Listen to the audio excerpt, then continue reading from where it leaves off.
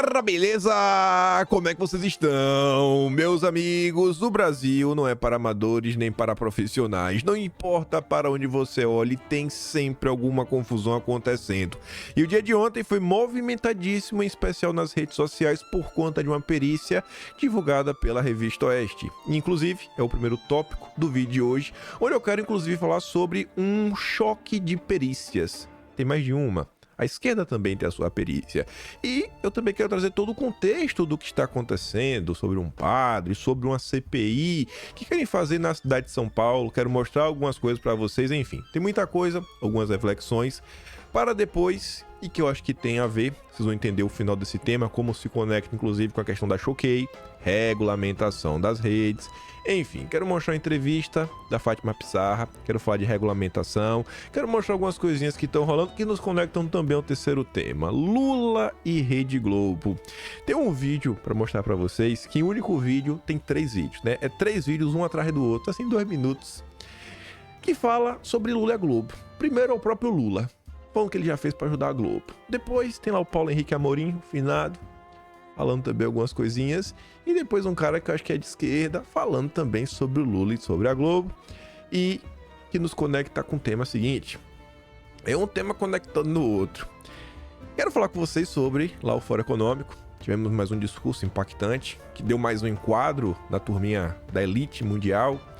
E quem fez esse discurso foi o presidente da Heritage Foundation, que eu acho que está começando a ficar familiar a vocês esse nome. A gente comentou esses dias sobre o Project 25, né, o Project 2025, e eu quero mostrar para vocês, né, o discurso dele. Eu vou ler, tem a transcrição, quero destacar alguns pontos, quero mostrar como a imprensa já está retratando o Trump no Brasil. O CEO do Itaú, né, não, desculpa, o economista-chefe do Itaú estava no evento lá do LEAD, quando tá acontecendo Davos, falou, olha, o consenso da Davos é que o Trump vai ser eleito. Mas enfim, tem muita coisa. O quinto tema, eu espero que dê tempo, envolve a questão da Petrobras, né, a refinaria, na verdade, e no final, golpismo. Mas eu acho que não vai dar tempo para falar sobre isso hoje. Mas vamos que vamos. Enfim, só aqui para trazer o contexto, já entro nisso daqui a pouco. Tem lá um padre, Júlio Lancelotti, e aí a Revista Oeste soltou uma nota sobre isso, falando que o tal vídeo, não sei que vídeo é, um vídeo aí, vocês devem saber qual é. Segundo a Revista Oeste, o vídeo seria verdadeiro, porque uma perícia teria confirmado isso. Não sou perito, mas não vou julgar se é verdade, se não é, etc. Não é meu ponto aqui, é só para trazer o início. Mas antes da gente entrar nessa questão da perícia propriamente dito, para dar aqui uma contextualização para vocês, para entender porque esse assunto está está em voga, ganhando muitos holofotes. Vejam só.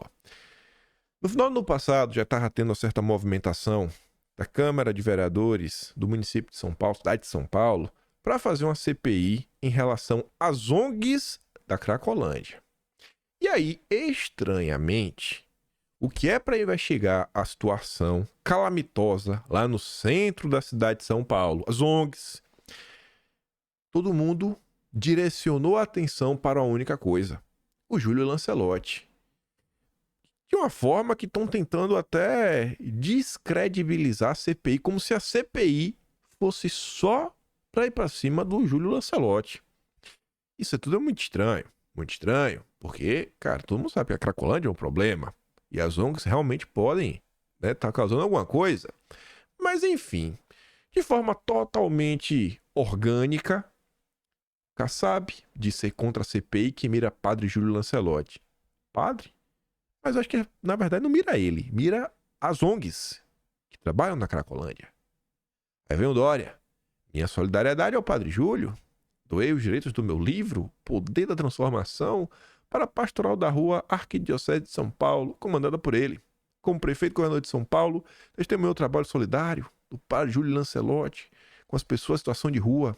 Ele merece ser homenageado e não hostilizado. Ofensiva contra padre Júlio Lancelotti segue método do MBL, que as pessoas estão pedindo, na verdade, a CPI das ONGs da Cracolândia. E começou a ter todo um clamor. Isso aqui no início de janeiro, vocês podem ver ali, dia 5, 2 semanas atrás. E não, mas veja só, e etc. E nesse período, surge um vídeo. Um vídeo que circula nas redes sociais e que estava causando muito alvoroço. Se este episódio tem algo a nos ensinar, é que a extrema-direita está disposta a tudo para promover o caos, inclusive destruir reputações e atacar o trabalho de instituições religiosas.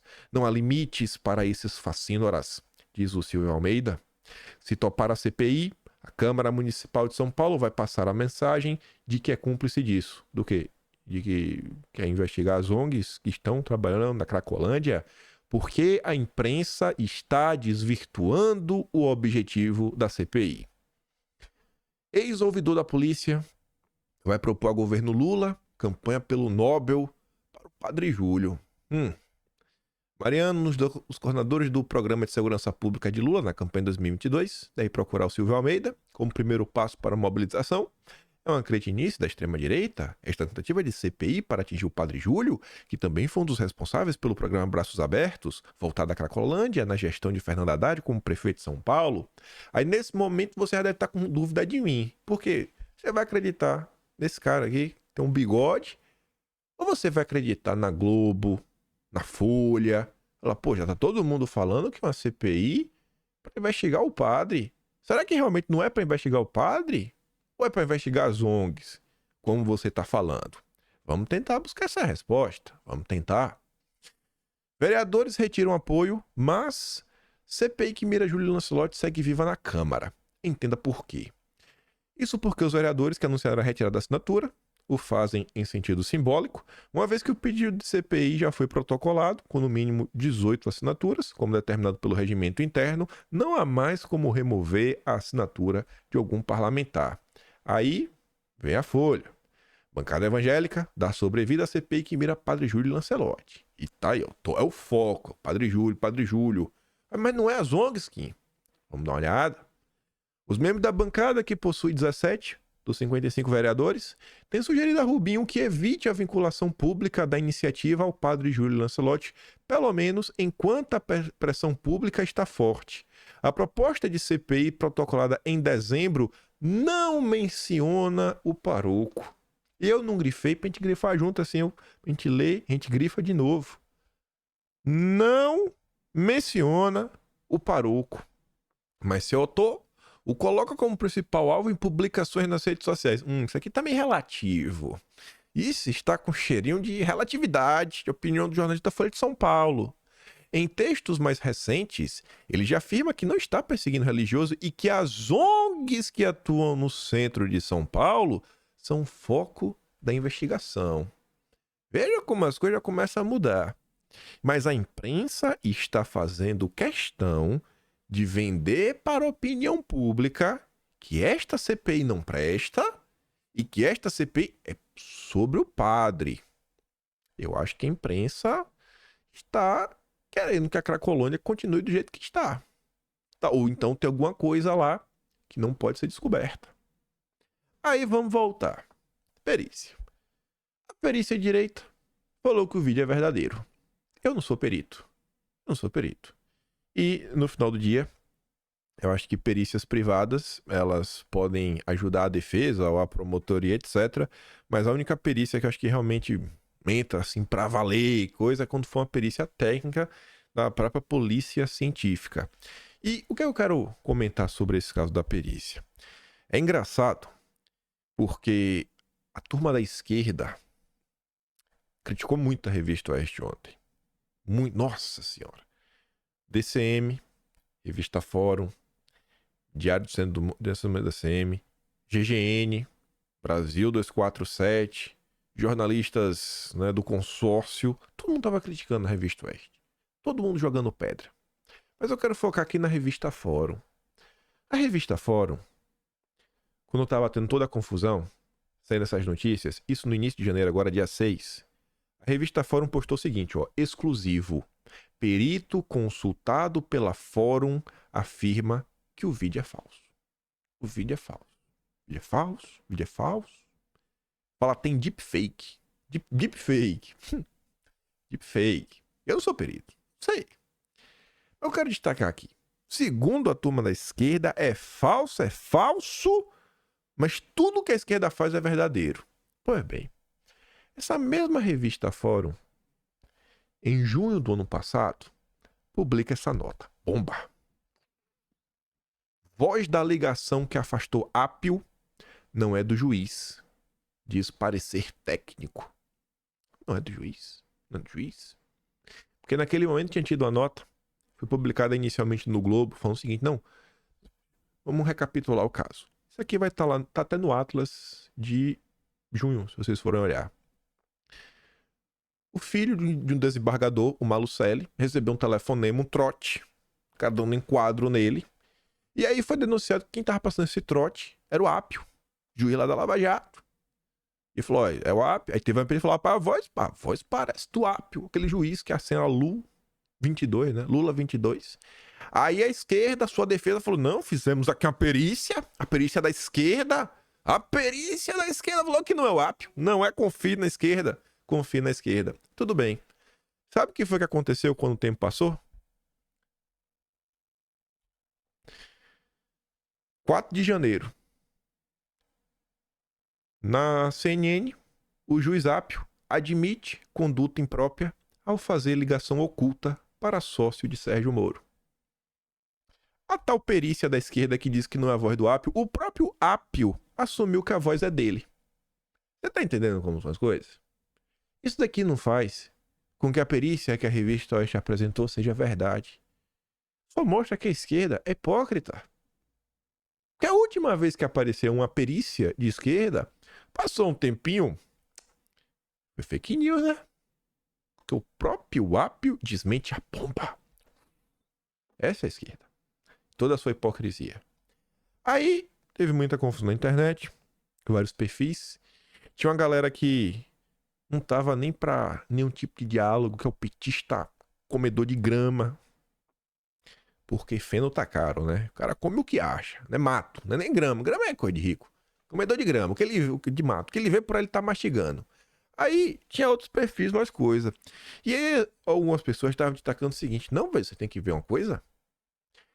A perícia da revista Oeste aí foi feita por um cara que é de direita.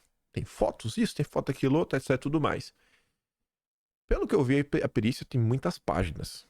Eu não abri pra dar uma lida, porque no final do dia eu não sou perito e minha opinião não vai mudar nada nesse caso. Mas as pessoas estavam batendo essa tecla pra falar que essa perícia não vale. Aí eu vi esse comentário aqui, né? Pastor Alexandre Gonçalves, cá de esquerda. O perito insuspeito e imparcial que fez perícia particular paga. O mesmo povo que critica, e com razão, quem se forma lendo o DCM, Brasil 247 e a revista Fórum, é o mesmo que se informa com Revista Oeste e MBL News. Aí eu respondi assim, falei, rapaz, fica parecendo que a informação verdadeira tem dono e que existem pessoas com a capacidade de dar o selinho da verdade. Aí eu digo, por isso que eu faço meu trabalho em cima do consórcio, porque assim vocês perdem esse argumento e são forçados a entrar no mérito quando vem da Globo, Folha de São Paulo, Estadão, Veja. Eu acho ridículo você desqualificar. Ai, porque saiu. Eu não levo a sério a opinião da revista Fórum, mas eu apresento o argumento. É porque a revista Fórum faz um escarcéu e o próprio acusado, né? A perícia fala que o Apio é inocente. O Apio fala, não, não sou inocente não, gente, eu sou culpado. Me perdoa, eu sou culpado. Por isso que eu não levo a revista Fórum a sério. Só que você fazer um comentário desse, genérico, você vê como são as coisas. No final do dia, parece que a verdade só existe se vindo do consórcio. Só é verdade o que tá na Rede Globo. Só é verdade o que tá na Rede Globo.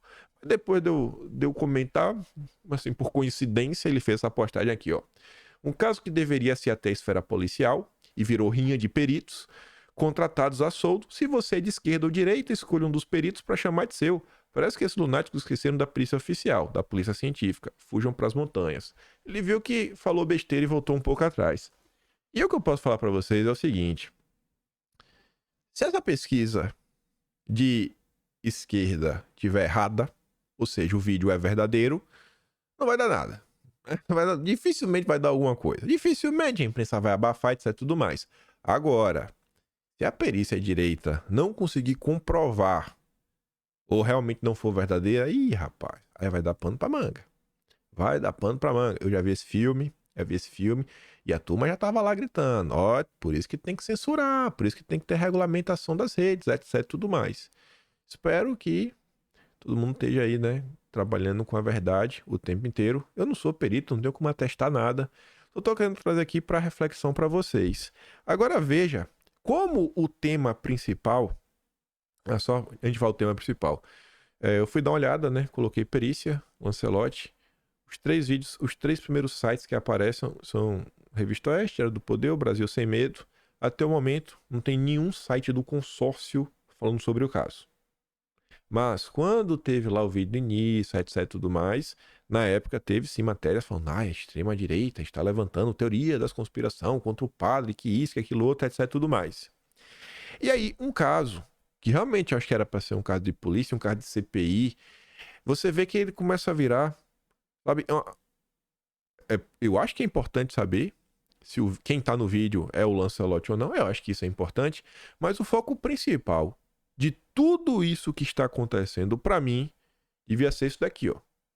Manifesto de lojistas e moradores defende CPI das ONGs, mas não cita Padre Júlio.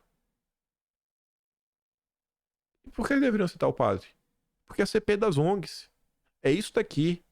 A gente tem um problema seríssimo no Brasil, que é a Cracolândia. É um problema que envolve segurança pública, envolve habitação, envolve meio ambiente, porque tem sujeira, né? Às vezes o pessoal tá lá jogando um monte de coisa no meio da rua. Envolve saúde, óbvio. Envolve dignidade humana. Envolve a turminha do mal, que vende substâncias que não deveriam ser vendidas, que pela lei é proibido. É tanta coisa, mas a discussão mesmo, pesada, às vezes fica meio de lado. Aí você vê, ó, associações de lojistas e moradores e Conselho de Segurança Comunitária dos bairros de Santa Efigênia, Bom Retiro, Consolação, Higienópolis, Pacaembu, Brás, Moca e Belenzinho elaboraram um manifesto em apoio à CPI das ONGs, proposta pelo Rubinho Nunes na Câmara Municipal de São Paulo. O manifesto não cita o paroco, e deveria citar. É sobre as ONGs. Eles não aguentam mais viver do jeito que estão vivendo. E no ritmo que as coisas estão, daqui a pouco a cidade de São Paulo vai ser toda tomada. Ele afirma que a falta de transparência de entidades que atuam na região central da capital, pois um volume alto de verba pública é despejado para estas ONGs e, em contrapartida, apenas aumenta o número de frequentadores do fluxo da Cracolândia. O resultado diz é insatisfatório devido à falta de segurança aos moradores, comerciantes e frequentadores da região. E esse é o ponto que a imprensa não quer se debruçar. A imprensa não quer. É muito dinheiro que está sendo jorrado ali para as ONGs. O texto diz que a maneira em que a distribuição dos alimentos e o tratamento dispensado aos dependentes apenas motiva eles a permanecerem nesta condição degradante e marginalizada. O manifesto afirma que é necessário que a Câmara una forças para fiscalizar todos os envolvidos na região, pois pessoas podem estar lucrando com este tipo de atuação. E, ao mesmo tempo, a situação permanece miserável. Aí, eu fui dar uma lida nos comentários, para saber como é que tá, né? O petista. Olha como é que o petista pensa. Os incomodados que se mudem. Para Ana Maria Silva, o Brasil tem que ser realmente a Cracolândia. Para ela tá de boa isso. Para ela tá de boa a localidade, onde tem um monte de gente se drogando.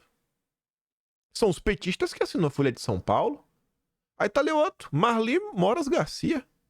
O que esses lojistas e moradores devem exigir é uma ação mais efetiva dos órgãos públicos competentes em busca de uma solução para o problema. Ou acham que a prefeitura não tem nada a ver com isso? Criminalizar as ONGs é tapar o sol com a peneira. Mais bom senso. Criminalizar, o pessoal só quer que investigue. Só isso. Não tem nenhuma criminalização. Ela tá com medo? Esses são os petistas. Aí piora. Aqui no Bolsoquistão, vulgo estado de São Paulo, ex-Tucanistão, seguidores fiéis do bolso berram o nome de Deus aos 4 cantos, dizem que ele está lá longe acima de todos, mas não se admitem que se tenha piedade ou misericórdia pelos outros. A Nauê Paulista, como diria Mário de Andrade, é o progresso de São Paulo. A galera tá meio noiada, viu? Marcos Alonso, querem cortar a verba direcionadas para estas ONGs? Apresentem propostas para ajudar estas pessoas. Pronto. O cara é morador do lugar, o cara tá lá. Às vezes a ONG tá fazendo algo errado. Aí a obrigação é do morador. É o morador e o lojista que tem que resolver. Não é o Estado, você não pode cobrar nada, você não pode cobrar investigação. Gaia Becker. Pelo que eu entendi, os comerciantes das regiões afastadas pelo descaso das instituições públicas escolheram um padre como bode expiatório para todas as mazelas que eles não querem resolver. Os comerciantes não querem resolver? Ou as instituições públicas não querem resolver? Quem foi que escolheu o padre de bode expiatório? Será que não foi a própria imprensa? Para não investigar para onde está sendo jorrado esse dinheiro das ONGs? Essa é a realidade do que está acontecendo. Mexeu com ONG, mas nossa senhora, talvez seja a própria esquerda, né, que está jogando holofote no padre para esconder as ONGs e os reais motivos da solicitação de uma CPI. Respondendo alguns comentários aqui, eu estou totalmente com o padre, abomino os bolsonaristas e esses pastores como Malafaia. Porém, chamar os comerciantes e lojistas de elite fascista? Muitas vezes são pessoas de classe média que trabalham duro para ter alguma coisa. Você vê que tem petista que ainda raciocina. Fala, rapaz, pera aí, pô. Vocês estão demais. Aí, olha o Luiz Lima. Que pensamento torto dessa elite bozoloide. Então quer dizer que os responsáveis pela pobreza, moradores de rua e comércio de coisas ilegais no centro de São Paulo, são as ONGs e o Padre Júlio? Vocês acham que se punir as ONGs e prender o padre vão resolver o problema da pobreza de São Paulo? Não, ninguém tá falando isso. Se você é morador da região, às vezes é uma herança, você às vezes é pobre, você tá desempregado, você recebeu uma casa de sua avó, você é da elite, bolsonarista, bozoloide. Esses são os petistas que assinam a Folha de São Paulo. E esse é o problema real. As pessoas querem resolver um problema que está na seara de diversas áreas, mas ninguém quer. A imprensa não se importa e parece que tem muita gente ganhando dinheiro com isso. E aí, a depender do que desenrolar, sobre pessoas estarem falando verdades, mentiras, deepfakes, etc, tudo mais, tanta acusação que teve no dia de ontem. E já tinha, por exemplo, Rogério Carvalho, deputado federal do PT, já tava falando, é por isso que temos que aprovar a PL 2630. A revista Oeste está mentindo, temos que censurá-la. Aí um monte de gente marcando o judiciário. Aí na esteira desses eventos, lá vai a Fátima Pissarra, concedeu entrevista para a Folha de São Paulo e a Folha de São Paulo já tá vendo que agora a Mind e a Pissarra são vítimas. Vítimas da ofensiva bolsonarista. Oh, meu Deus do céu. Não sabia que era uma terra sem lei nesse nível? Fátima Pissarra trabalha há 25 anos nos mercados de tecnologia e comunicação, mas diz que só agora, quando virou alvo de ataques, sua agência Mind se deu conta de como a falta de regulação da internet pode destruir reputações. Eu não sabia que era uma terra sem lei desse nível. E, rapaz, é demais. Essa galera não brinca em serviço. Se contratos com governos são uma parcela ínfima do faturamento da Mind, por que tem associado vocês ao PT? Aí ela diz, se você fizer uma análise num cast da Mind, tem mais pessoas de esquerda, por si próprias. Não é a gente que manda ser de esquerda ou de direita. Tem pessoas de direita também. Quem? Quem é direito na Mind? A gente nunca cerceou a liberdade de expressão, jamais falaremos para o nosso agenciado que ele vai vender menos se ele se posicionar. A gente sabe. Mas na classe artística você tem mais pessoas de esquerda. Eu não tenho nada a ver com isso. Se essas pessoas votem que elas querem, eu não sei se por conta disso foi visto assim. Olha, um conglomerado unido de pessoas de esquerda. Aí vem um jornalista do consórcio que, rapaz, é assim, ó, levanta pra Mind cortar. Olha só, vocês acompanharam, vocês viram tudo que estava acontecendo. Mas olha o caminho que ele oferece para Fátima Pissarra falar se é ou se não é por isso que eles também estão sendo perseguidos. Acha que pode ter relação também com a política de diversidade que você ressalta tanto? Com certeza. Jornalista do consórcio, você descobriu tudo? Não estamos sendo perseguidos por ter feito algo errado? mas sim porque nós defendemos a diversidade. A gente recebeu muitos ataques em agenciados por bandeiras da diversidade. Então a gente foi muito atacada nesse período também pelas causas que a gente abraça. Dá para vocês? Esse caso pode moldar ou alterar no mercado de maneira geral, não só para a Mind, mas as diretrizes, a regulação, ela diz, eu espero que ocorra um divisor de águas, principalmente na questão de legislação, né? Porque o que vi com esse caso me deixou de mais chocada é como as pessoas podem inventar fake news em série sobre alguém, sobre a empresa e saírem 100% ilesas. Rapaz, é só processar, filha. Ai, isso para mim é muito absurdo, porque eu não sabia que era uma terra sem lei nesse nível. Sem lei, gente. Sem lei, sem lei, sem lei. O pessoal é processado a 3x4. Toma multa. Não acontece um monte de comércio sem lei. Tá bom. Aí pegando aqui o bonde de regulação, a nível de governo federal, tem lá, né, a turma do Lula trabalhando por isso, os secretários. E um desses secretários, um dos principais, é o João Brant. O PL 2630 está maduro e não cria um tribunal da verdade, diz João Brant. Eu vi esse perfil aqui, que não é um perfil de, pelo menos da bolha bolsonarista, de direita, falando o seguinte, ó, para quem ainda tem dúvida sobre o PL 2630, o secretário de Política Digitais da SECOM, João Brant, é mais um funcionário do imperialismo / globalismo. Eu achei interessante essa postagem, porque esse cara não é bolsonarista. E ele colocou termos que eu acho que, dependendo da bolha que você tiver, você vai entender. Para esquerda, ele usou imperialismo. Para direita, ele usou globalismo. Eu falei, bacana, hein? Tentando falar para mais pessoas. Numa consulta ao perfil dele no LinkedIn, consta-se que ele passou anos em ONGs financiadas pela OTAN e pela turma do G7. Aí aqui tá o local que ele trabalhou, né? Inclusive, cadê o Márcio? Inclusive no Intervozes. Aí ele fala, ó, financiamento da Intervozes, Fundação Ford. Você dispensa, né? A Fundação Ford já virou íntima de vocês. Fundação Frederick Ebert e Fundação Rosa de Luxemburgo. Open Society. Essa daí não. Essa daí o Brasil inteiro conhece já, né? O Jorginho Soros é nosso amigo. Aluminete também do Pierre Omidyar. Ele coloca ali no Intervozes. E a Observacom, que ele também trabalhou, o João Brant, o cara que o escolheu, também tá ali, né? Frederick Ebert, Fundação Ford, PNUD Uruguai, Unesco, Fundação Ford de novo, Unesco de novo, Illuminate, enfim. São as pessoas que estão no governo Lula que trabalham pela regulamentação das redes. Mas voltando aqui a falar da Mind, isso aqui aconteceu ontem. Um perfil chamado Séries Brasil, que lá no Twitter, na sua bio, publicidade, seriesbrasil@mind.com.br. Então, será que a gente pode falar que é um perfil agenciado pela Mind? Mas olha que absurdo. Olha que absurdo. Sabe Harry Potter? O menino da varinha? O menino da varinha vai ganhar uma série. A série do menino da varinha. Isso é na HBO.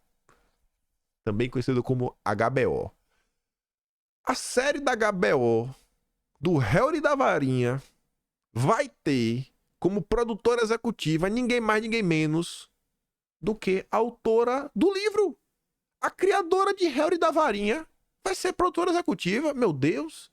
Gente, isso tem uma coisa demais? Acho que não, né?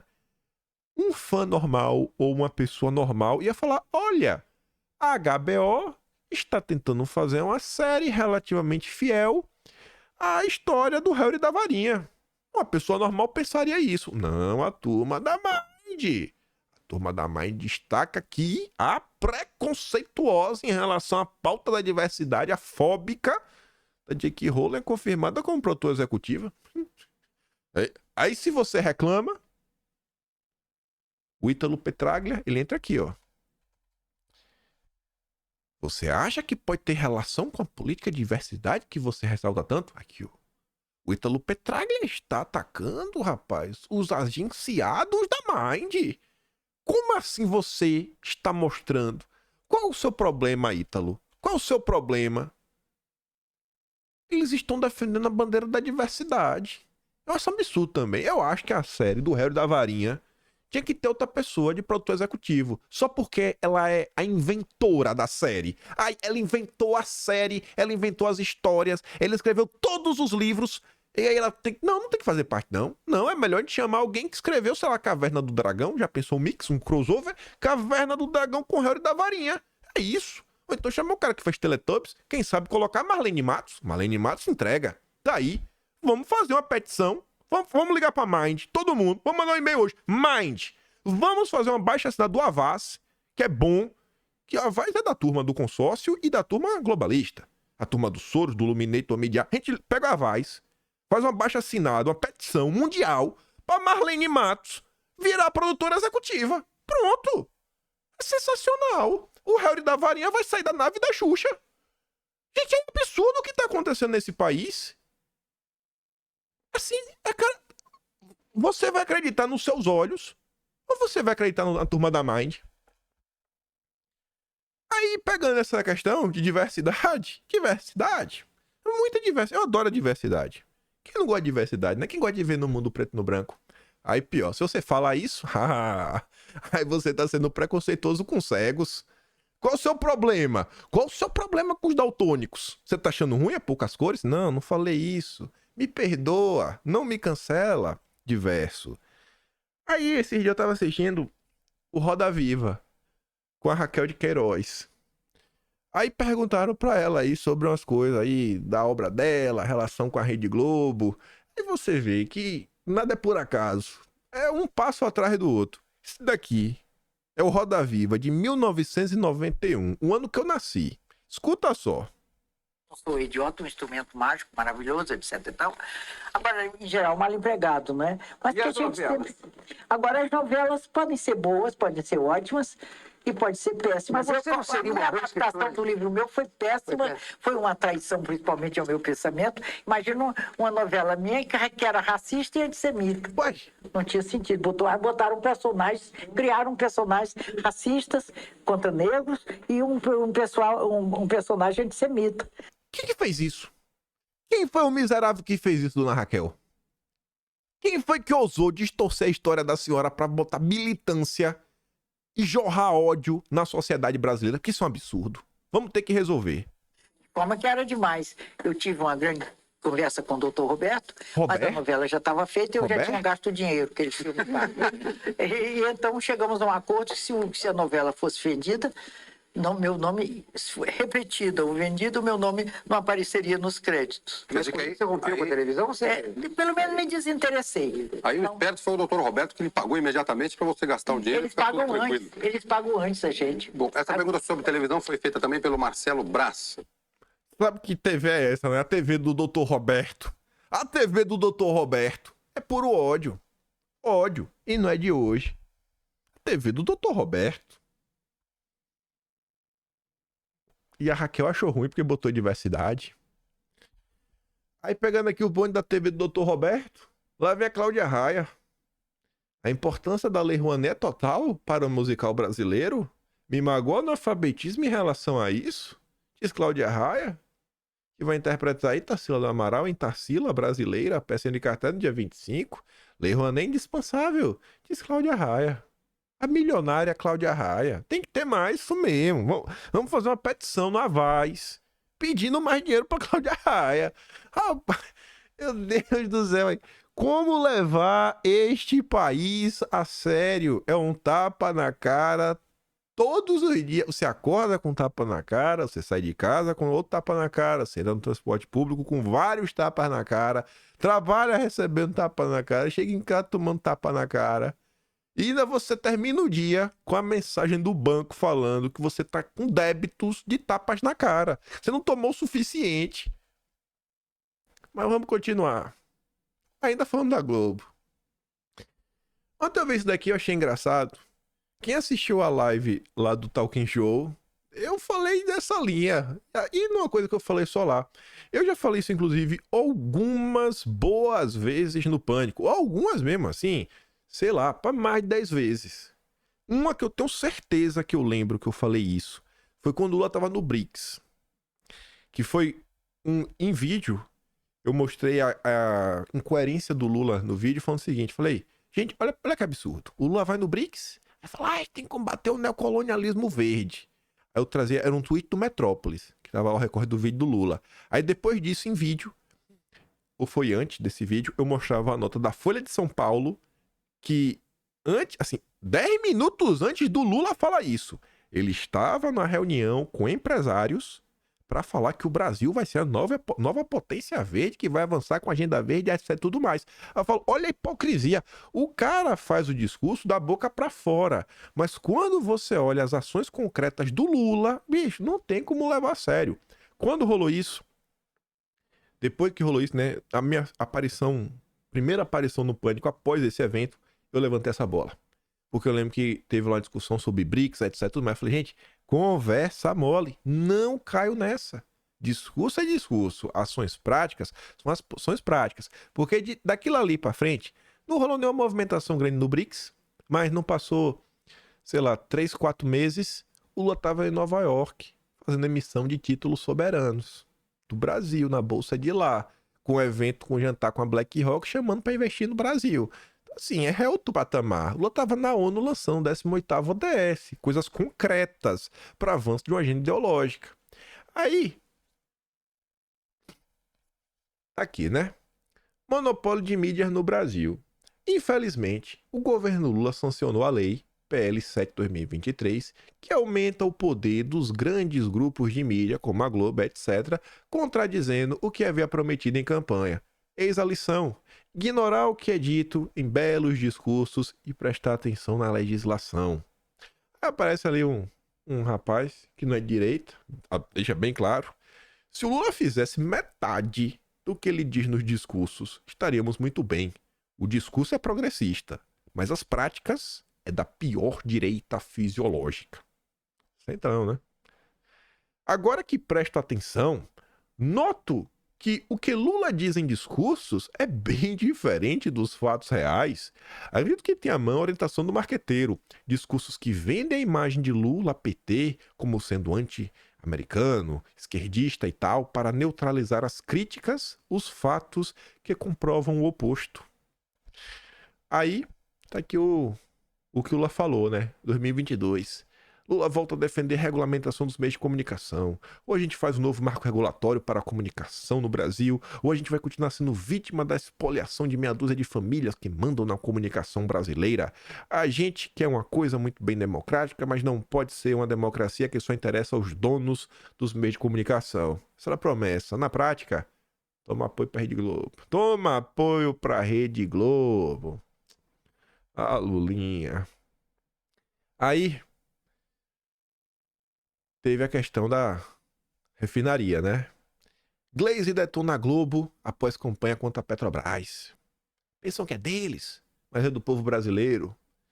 Aí ela diz, ó, veja exatamente como apontei. O governo Lula aumentou a verba da Globo e aprovou lei que fortalece o monopólio da Globo e grandes grupos de mídia. Isso pega mal.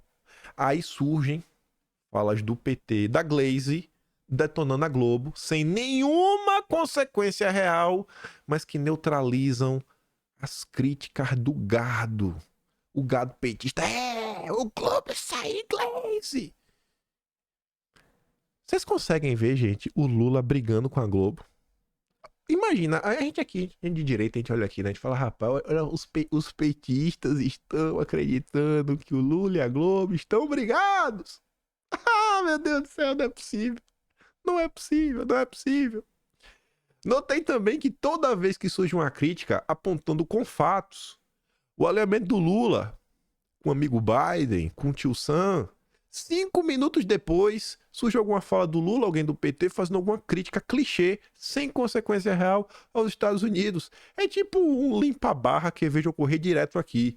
Desconfio, na verdade não tenho dúvida, de que marqueteiros da turma, né, woke, monitoram nossas redes, checam o que está sendo postado e sempre tentam rapidamente rebater as críticas que fazemos. É um jogo de ping-pong e deve rolar mesmo orientado como rebater. A turma pró-americanos não são bobos. Eles já sabem que o alinhamento desse governo do Lula com os Estados Unidos será uma das principais críticas contra ele nas próximas eleições. Farão então um grande esforço para dissipar essa crítica com falas, discursos inócuos do Lula criticando os Estados Unidos. A verdade tá pintando nos olhos de pessoas que votaram no Lula. Lula é o vassalo do Biden. Aí nessa postagem anterior que ela fala da Globo, eu vi um vídeo muito engraçado. É 3 pedaços. O vídeo ele tá na sequência. Eu vou dar play aqui, a gente vai ouvir. Aqui é o Lula conversando com Oliver Stone, um documentarista. E ele vai contar o que ele fez com a Globo. O que ele fez. Você vai ver como é o bicho bruto. Como ele realmente peitou a Rede Globo. Vamos ver como ele peitou a Globo. O áudio tá meio ruim.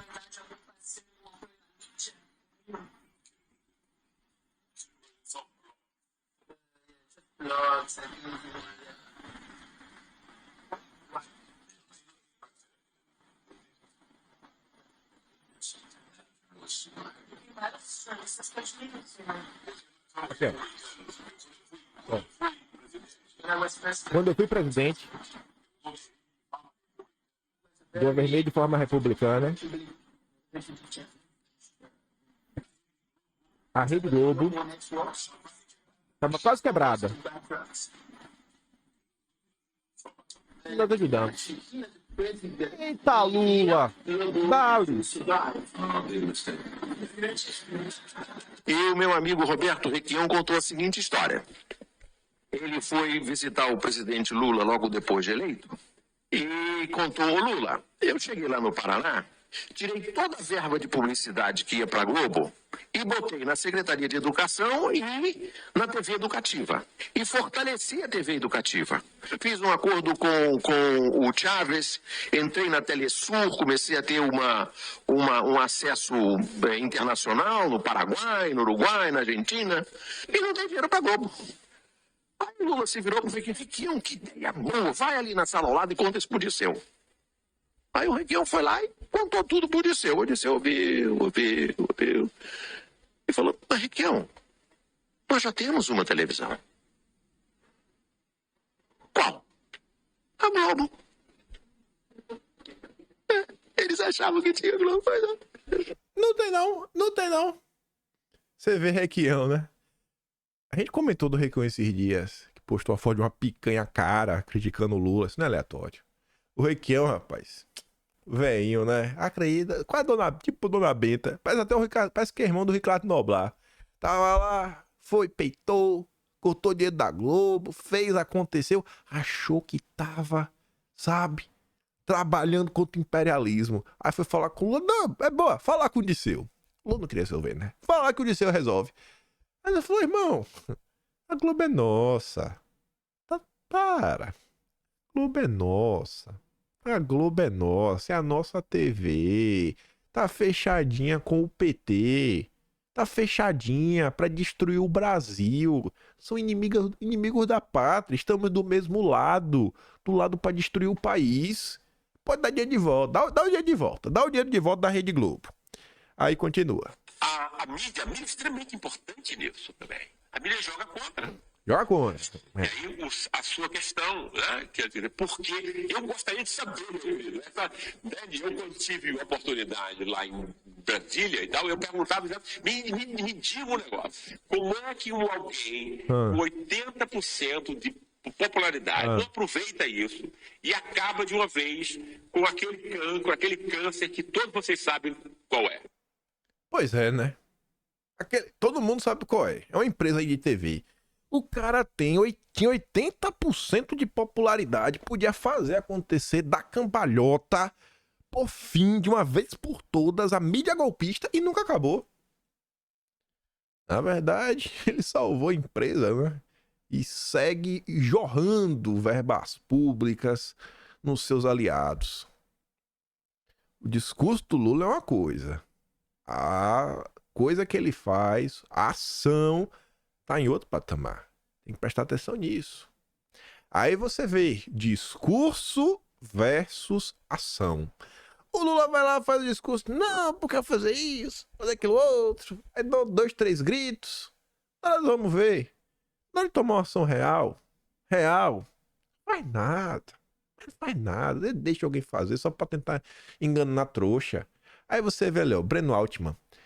A burguesia ista do Brasil, com aliados, lançou um manifesto contra o apoio do Lula à petição sul-africana denunciando Israel, papapá. Nenhuma surpresa. Corrente burguesa, colonial, istas, ismos, aí começa a xingar. Aí eu falo assim, ô cidadão, tá falando de quem mesmo? Porque o Lautenberg, que Lula trouxe pra dentro do governo de transição, é desse cara que você tá falando? É essa burguesia que o Lula trouxe pro governo de transição? Quase a ser ministro da saúde? E tá no conselhão? Ou da Luísa Trajana, que é amiga pessoal do Lula e membros do conselhão? Por que você fala em burguesia ista ao invés de ser claro e falar em amigos íntimos do seu líder político? A nota é essa. É a hipocrisia dessa gente. Aí a esquerda, aí que é o ponto. Vem um Breno Altman da vida, é tipo o Leonardo Atucho, o Costa Pimenta, toda essa galera. Ele é tipo a Glaze, criticando a Globo. Eles fazem fala pra mostrar, vejam, o Lula tá nem aí, o Lula só pensa nele. O Lula não liga pra nada, gente. Pra nada. Você já parou pra pensar hoje, dia 21 de janeiro. Hoje, dia 21 de janeiro. Quantos conflitos será que estão ocorrendo neste momento ao redor do planeta? Será que é só na região da Rússia e da Ucrânia? Será que é só na região lá do Oriente Médio? Na Israel? Será que é só nesses dois locais? Mas por que o Lula só fala desses dois? Porque dá view, porque dá engajamento, porque dá like. Porque a imprensa internacional tá observando. O Lula, ele não liga pra vida humana. Se ele ligasse, ele tá falando que tá acontecendo lá no meio da África, na América Central, na América... Não, ele não liga, ele não tá preocupado com isso. Ele quer falar do hype. O hype tá onde? Não, o hype é falar disso aqui. Então eu vou falar.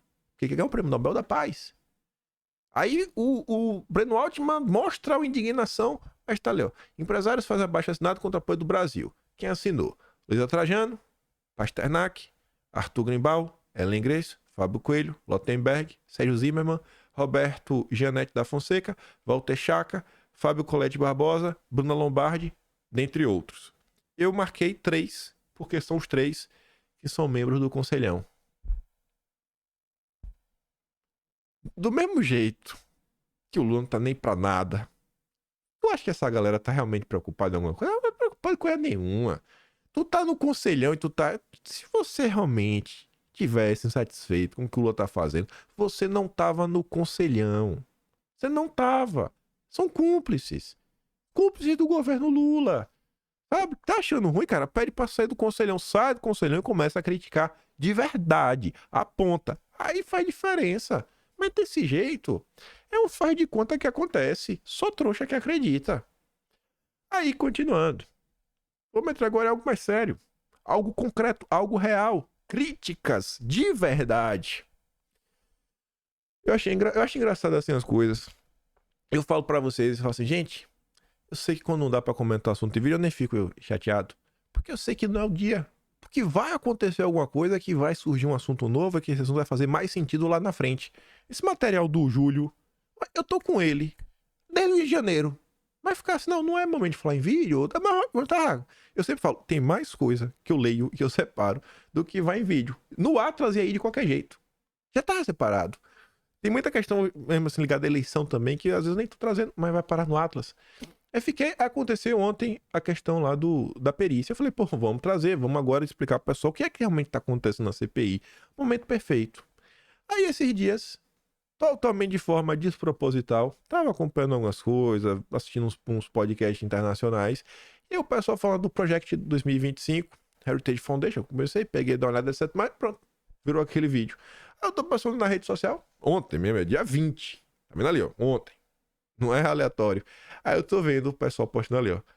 Depois de me ler, provocar bastante desconforto, agora foi a vez do presidente da Heritage Foundation, Kevin G. Roberts. Vocês, da elite, são parte do problema. Veja esse trecho da discussão em um dos painéis com a sua presença. Aí, o vídeo não tá dublado, né? Tô só com a legenda. Então vamos dar uma olhada na transcrição. A transcrição mesmo, exatamente o que ele foi questionado e exatamente o que ele respondeu. Está disponível lá no site do The American Conservative. o que Davos pode esperar de um administrador republicano. E por que eu quero trazer isso? Só pra mostrar, que ele lacrou? Não. Confia que tem algo mais interessante no meio disso.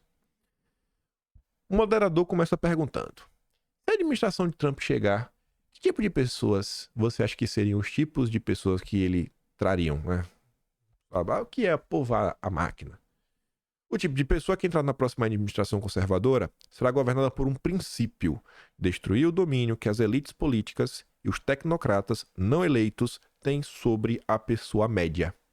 A agenda que cada membro da administração precisa ter é compilar uma lista de tudo que foi proposto no Fórum Econômico e se opor a todos eles no atacado. Qualquer pessoa que não esteja preparada para fazer isso e tirar o poder dos burocratas não eleitos e devolvê-lo ao povo americano não está preparada para fazer parte da próxima administração conservadora. Enfim, começando. Nessa primeira crítica aqui, por mais que pareça que ele está falando algumas coisas genéricas, até nas generalidades, ele tem certa especificidade. Por quê? Quando você fala, não, vamos fazer um governo pró-povo, é um negócio meio genérico. Ele é genérico, mas ainda dá ele é genérico, mas já dá um certo direcionamento, que ele fala, cara, o negócio é o seguinte, ó, a gente vai trabalhar pro povo. Mas o que significa trabalhar pro povo? Ó, trabalhar pro povo, de forma assim, bem genérica, é tirar o poder, principalmente das elites políticas e dos tecnocratas não eleitos. Que ao longo da fala ele vai explicar. E que é um problema que a gente está vendo no Brasil. Como é que a gente aceita que a ONG fique dando ordem? Como é que a gente aceita no Brasil a ONU dar ordem? A OMS dar ordem? A União Europeia, todo mundo dá ordem ao Brasil? Não. Quem manda no Brasil tem que ser os brasileiros. Ele tá falando, quem vai mandar nos Estados Unidos são os americanos. Depois ele fala, cara, a meta é tirar o poder dos burocratas não eleitos e devolvê-lo ao povo. Ele bate de novo na mesma tecla.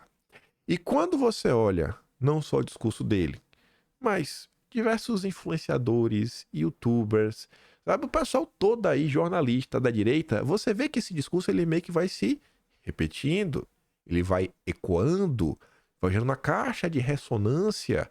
E isso sai lá de, assim, vem a parte que teve a ideia, aí vai pra galera que tem engajamento maior, disso daí vai pra militância como um todo, daqui o gordinho na boca da Afegão Média, aquele cara que não acompanha a política de perto, mas que ele fala, pô, isso realmente faz sentido?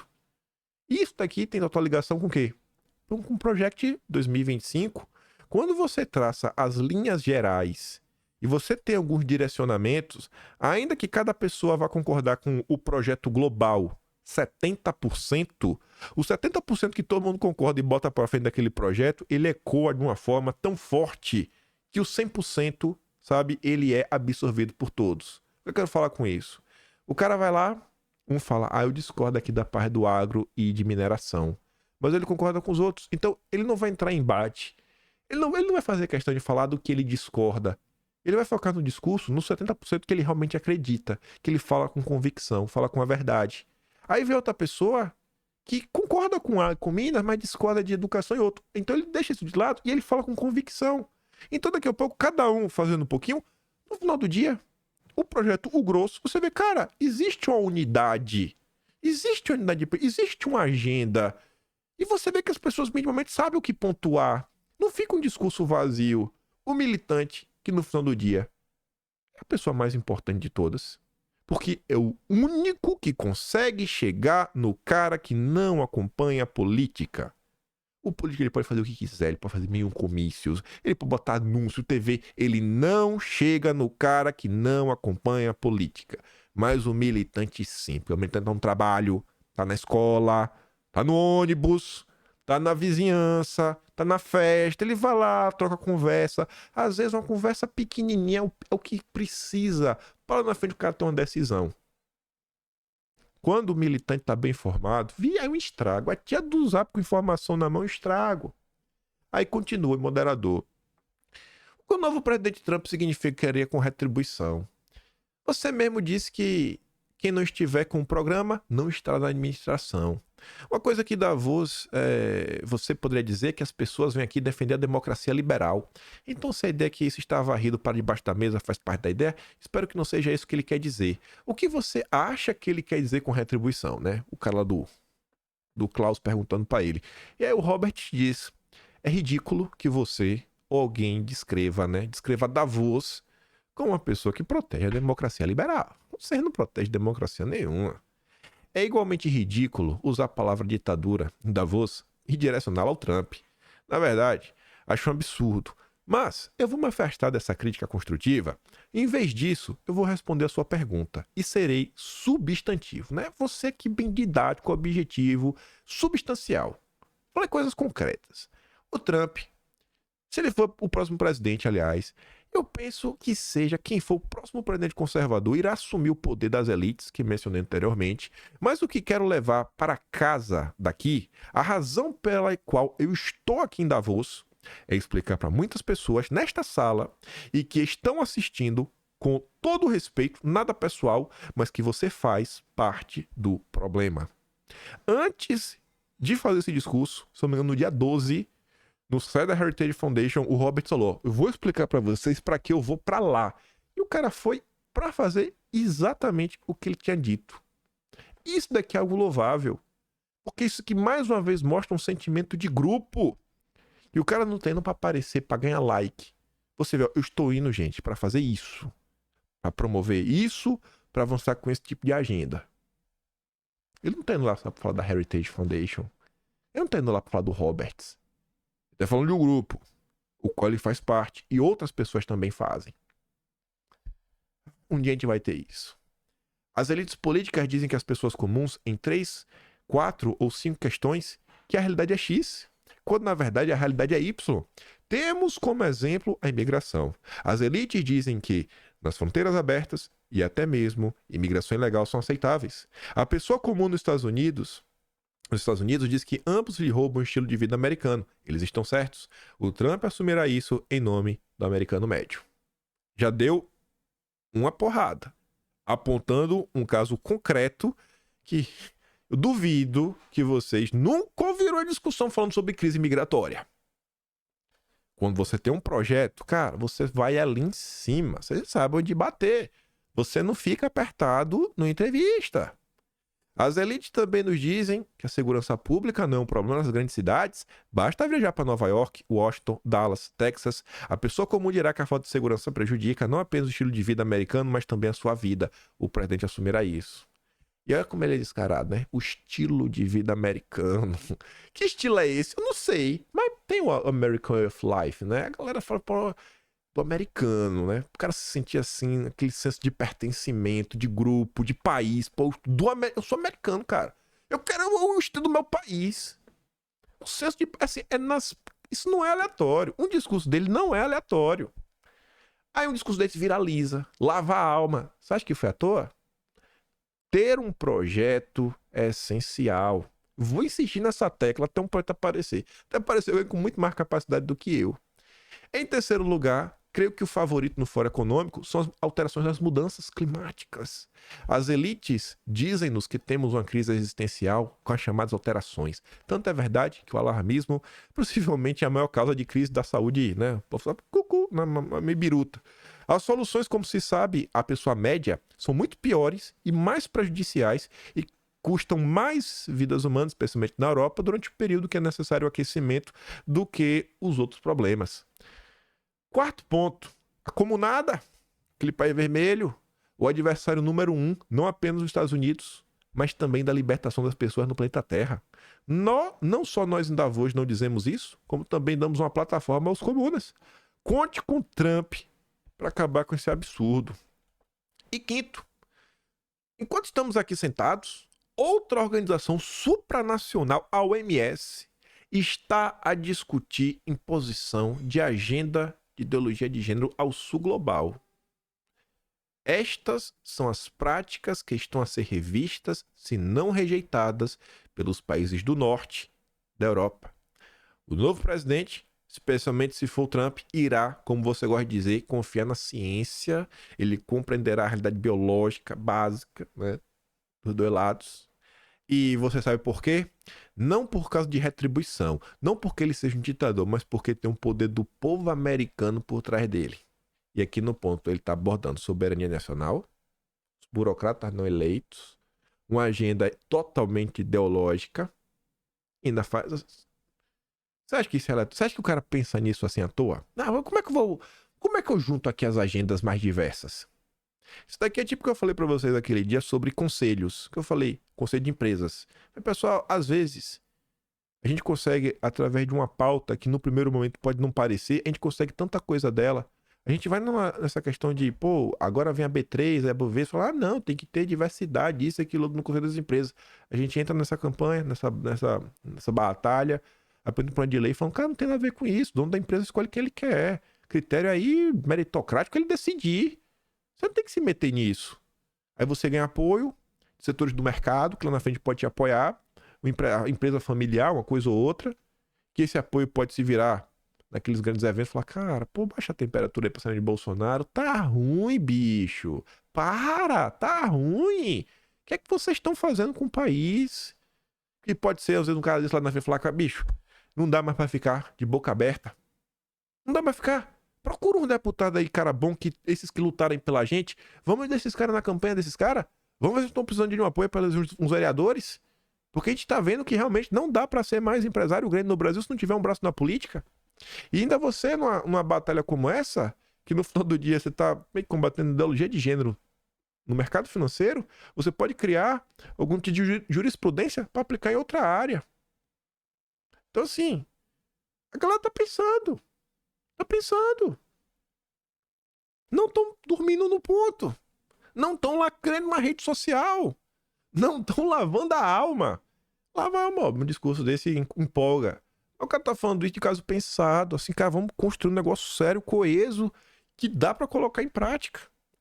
E além de precisarmos de um executivo vigoroso, esperamos que a vontade popular informe tanto a Câmara, povoe, né? Eleja várias pessoas para poder aprovar a lei sobre todas essas questões e muitas outras. É isso que o americano médio e a pessoa livre média do planeta desejam dos líderes. Então, no primeiro dia da presidência, o que é que o Trump faz? Assim que o que eu espero seja um breve discurso de posse terminar, breve. Não porque nele constaria ser imprudência, muito pelo contrário, mas porque o nosso país está em chama, não tem tempo a perder. Primeiro, é necessária uma reforma da função pública do anexo F para que o presidente possa despedir um bom número de burocratas não eleitos do Estado americano. O Estado administrativo, o Deep State, o establishment é a maior ameaça à democracia dos Estados Unidos e precisamos de acabar com ele. Em segundo lugar, ele precisa realmente confrontar todas as políticas que rodeiam as chamadas alterações do clima. Tivemos aqui uma grande discussão entre Walter e Alisson, que são excelentes nesse ponto, sobre focar em políticas fiscais que nada tem a ver com subsídios equivocados e realmente prejudiciais à energia eólica e solar. Tá falando, cara, às vezes o governo tem linha de crédito, gente. Você tem um governo, o governo não precisa ter a Sapatobras, a Bonebras, mas o governo tem a linha de crédito? Tem. Então vamos trabalhar que a linha de crédito ser utilizada para o desenvolvimento da nação. Não para descarbonização, não para salvar a mãe Gaia. Não é isso. Não é isso. Vamos trabalhar para gerar emprego, melhorar salários, reduzir a violência. Amamos a energia eólica e solar na Heritage, só queremos que ela se destaque no mercado livre, é do jeito que tem que ser. E por que isso afeta a prosperidade humana? Mais de 1.000 milhões de pessoas no mundo foram tiradas da pobreza nos últimos 35 anos devido aos combustíveis fósseis. E aí, no final do texto ele vai falando várias coisas e diz, é certamente, diz ele, do ponto de vista da Heritage e de todos nós do Project 2025, apoiaremos zelosamente essas 3 ações. Que diz que vai ser do Trump ou qualquer candidato conservador que seja eleito. Tu já imaginou se o Bolsonaro tivesse tido esse apoio em 2018 eleito? Rapaz, velho. Aí os caras tá falando lá sobre, botei de propósito essa noite sem sequência, né? Temos que acabar com o poder dos burocratas não eleitos. E o Brasil? ONU condiciona aval a submarino nuclear do Brasil a inspeções rígidas. O que é que a ONU quer dando pitaco no submarino brasileiro? Ah, bicho, na boa. Eu queria ver o Lula dar uma atropela aqui, não. Falou, não vai pra casa do chapéu. Mas não vai. É um vassalo. O Brasil só vai ter o aval da ONU para operar um submarino, né? Para que se dedica a 45 anos se abandonar suas posições históricas de resistência a impressões detalhadas nas suas instalações atômicas.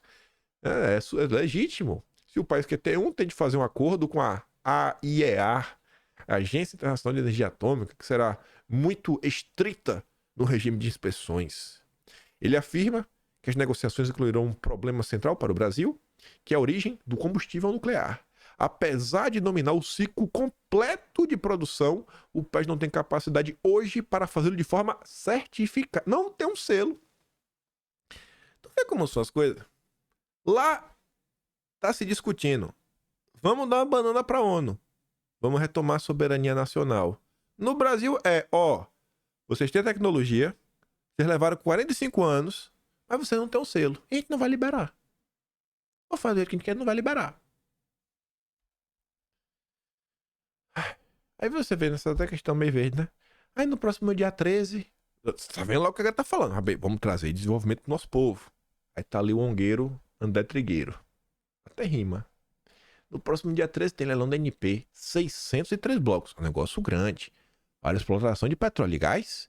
De acordo com os técnicos do Instituto Araiara, nunca nem ouvi falar, 95% das ofertas violam diretrizes ambientais, afetam 23 terras indígenas e 5 territórios quilombolas.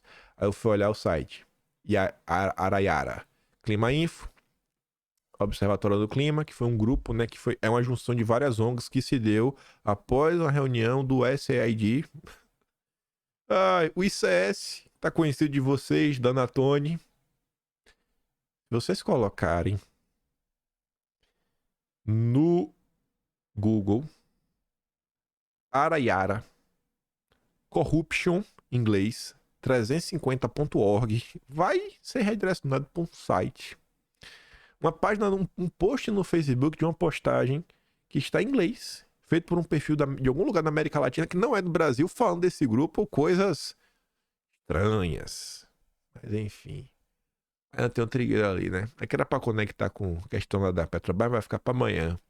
O governo erra quando confirma a conjunção de escola de sargento do Exército para área de proteção ambiental, principalmente quando anuncia investimentos bilionários em refinarias. No mundo de motores a combustão, então tá desaparecendo.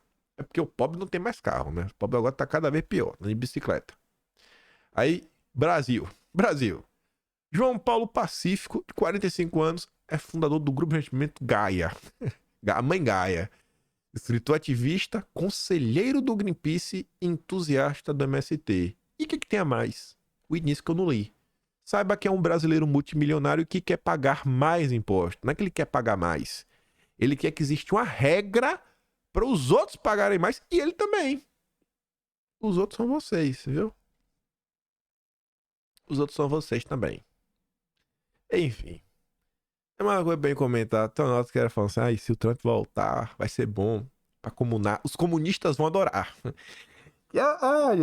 Amanhã de comenta. Eu acho que vai dar tempo de comentar esses dois assuntos, porque eles são bem longos e extensos. Se não foi para comentar hoje é porque tinha alguma razão. Mas enfim, gente. Brasil não é para amadores, nem profissionais. Vamos observar. Tô de olho aí na deslocamentos da questão de perícia. Não, pelo tom da esquerda, vão querer vir para cima. Vamos observar o desdobramento das próximas horas, né? Confusão para mais de 1000. E é isso. Se gosta do meu trabalho, quiser me ajudar mais um pouquinho, pode estar no do canal. Tem um botão de valeu, tem um peito na descrição e tem um Atlas brasileiro, kimpai.com/br. Compartilhe o vídeo, volta amanhã, porque eu quero estar aqui amanhã. E deixa aquele grande beijo, abraço, tamo juntos. Valeu, meus amigos. Fui!